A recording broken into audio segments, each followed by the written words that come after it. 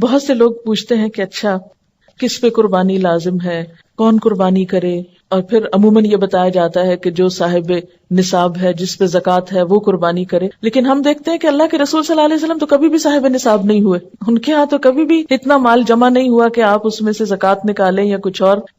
وہ تو جو آتا تھا دے ڈالتے تھے. اور یہاں تک حالت تھی تنگ دستی کی کہ حضرت عائشہ رضی اللہ تعالیٰ عنہا سے روایت ہے کہ جب سے آل محمد مدینہ میں آئے، یعنی آپ صلی اللہ علیہ وسلم کی فیملی جب سے مدینہ میں آئی، کبھی مسلسل 3 رات تک گندم کے آٹے کی روٹی سے سیر نہیں ہوئی، یہاں تک کہ آپ صلی اللہ علیہ وسلم وفات پا گئے. یعنی 3 دن بھی مسلسل روٹی نہیں پکی آپ کے گھر میں تھرو آؤٹ مدنی پیریڈ، پھر بھی آپ قربانیاں کرتے رہے. تو یہ قربانی پھر اصل میں کیا ہے؟ محبت کا اظہار ہے. اس کے لیے ضروری نہیں کہ آپ کے پاس اتنا سونا ہو یا اتنی چاندی ہو یا اتنا بزنس ہو یا اتنا بینک بیلنس ہو. بس آپ دیکھیں کر سکتے ہیں تو کر لیں. ایک قربانی بھی سارے گھر کی طرف سے کافی ہو جائے گی، لیکن محبت کے اظہار کے طور پر اللہ تعالیٰ نے خود جو طریقہ بتایا، کیونکہ آپ یعنی ویسے بھی محبت کے اظہار کے لیے تحفہ دیا جاتا ہے، لیکن جب آپ کو پتا چل جاتا ہے کہ فلاں شخص کو یہ چیز بہت پسند ہے تو آپ کی پھر کوشش کیا ہوتی ہے کہ میں وہ دوں جو اس کو پسند ہے. اس لیے جب یہ باتیں کی جاتی ہیں نا کہ غریبوں کو روپیہ دے دینا چاہیے اس دن، اور فلاں چیز دے دینی چاہیے، اس پیسے کو فلاں کام میں استعمال کر لینا چاہیے، فلاں سڑک بنوا لینی چاہیے، فلاں پل بنوا لینا چاہیے، سب باتیں اپنی جگہ ہیں. لیکن آج آپ کے محبوب کو پسند ہے کہ آپ ایک جانور قربان کریں. یہ سارا سال پل بنوائیں، سڑکیں بنوائیں، جو مرضی کرائیں، لیکن آج اس کو کون سا تحفہ پسند ہے آپ کی طرف سے؟ جانور قربان کرنا. کیوں؟ اس لیے کہ آپ کاغذ کا روپیہ کسی کے ہاتھ میں دیتے ہیں نا تو وہ فیلنگ نہیں آتی. جب آپ ایک اپنے پالے ہوئے جانور کے گلے پہ چھری پھیرتے ہیں، تو جن گھروں میں جانور پالا جاتا ہے نا، ان بچوں کو آپ دیکھیں، وہ قریب نہیں جاتے، اس کا گوشت نہیں کھاتے کہ ہمارا پیارا جانور جو ہے وہ قربان ہو گیا. روتے ہیں باقاعدہ اس کی. اور اس وقت جو دل کی حالت ہوتی ہے وہ روپیہ کسی کو پکڑانے سے وہ جذبات نہیں پیدا ہوتے.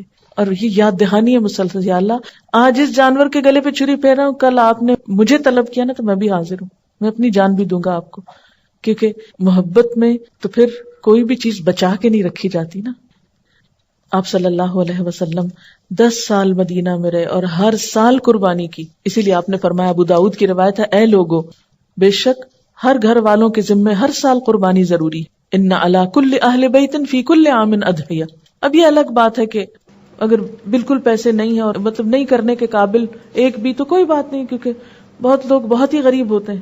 قربانی دراصل محبت کے اظہار کی ایک علامت ہے، اور اس کے لیے بہت زیادہ فقہی مسئلوں میں پڑھنا، اس پہ جائز ہے اس پہ ناجائز ہے، یہ کرے یا نہ کرے، وہ کرے یا نہ کرے، بہت کچھ پوچھنے کی ضرورت نہیں. اپنے آپ کو ٹٹولیں، دیکھیں کیا دے سکتے ہیں کیا نہیں دے سکتے، اور کر لیں جو کر سکتے ہیں. نہیں کر سکتے تو آئندہ کے لیے کوئی ترتیب سوچیں اسی طرح کی کہ جس سے آپ کچھ کر سکیں. اور اگر کوئی وسعت کے باوجود قربانی نہ کر سکے تو اس کے بارے میں کیا فرمایا کہ جسے قربانی کرنے کی وسعت اور طاقت ہو اور وہ قربانی نہ کرے، وہ مسلمانوں کی عیدگاہ میں حاضر نہ ہو. اب یہ ہے کہ بعض حالات واقعی ایسے ہوتے ہیں کہ انسان نہیں کر سکتا، کوئی جان بوجھ کے نہیں ایسے کرتا، ہمت نہیں ہے. مثلا ایک شخص کی مہینے کی آمدنی 3,000 روپے ہے، وہ تو بچوں کا دودھ بھی نہیں پورا کر پا رہا، 2 وقت کی روٹی نصیب نہیں، وہ کہاں سے قربانی کرے چاہے اس کا دل کتنا بھی روتا ہو. ایسا شخص کیا کرے؟ ایسے لوگوں کو بھی اللہ نے ثواب سے محروم نہیں رکھا. ایک آدمی نے حضور صلی اللہ علیہ وسلم سے عرض کیا کہ میرے پاس قربانی کے لیے تو کوئی جانور نہیں، لیکن میرے پاس دودھ دینے والا ایک جانور ہے، یعنی میرے گھر میں ایک مثلا گائے یا بکری وغیرہ ہے، اسی کو کر دوں؟ آپ نے فرمایا نہیں، اس کو نہیں کرو، کیونکہ اسلام جو ہے نا ایک اعتدال والا دین ہے، دوسروں پہ ان کی وسعت سے بڑھ کے بوجھ نہیں ڈالتا. آپ نے فرمایا نہیں، بلکہ تو عید کی نماز کے بعد اپنے بال، ناخن اور مونچھیں کٹوا اور اپنے پوشیدہ بال مونڈ لے، بس اللہ تعالیٰ کے نزدیک یہی تیری پوری قربانی ہے. اسی لیے ہمیں کیا حکم دیا گیا ہے کہ ذوالحج کا چاند نظر آنے کے بعد نہ ناخن کاٹے جائیں، نہ بال کاٹے جائیں، نہ ہی شیو کی جائے، اور نہ ہی بال اکھاڑے جائیں. نو ویکسنگ، نو تھریڈنگ، نو پلکنگ. اور عید کی نماز کے بعد کیا کیا جائے؟